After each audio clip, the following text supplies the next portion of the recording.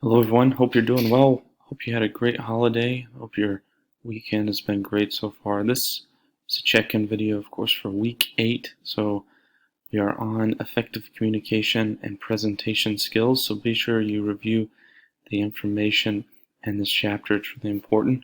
We also have a discussion board that's due by next Sunday.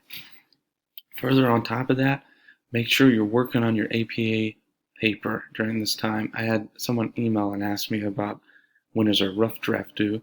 We don't have to submit a rough draft, but I do have in the assignment section that you're working on it. What I would rather you do in the time period that you're working on your rough draft is email me when you have questions, or email me so I can help you with your formatting. I'm happy to do that. I'm happy to look at things before you submit them. If you need anything in relation to that, please let me know. Otherwise, hope you had a great holiday weekend, like I mentioned. And if you run into any challenges, I'm just an email away. Thanks so much.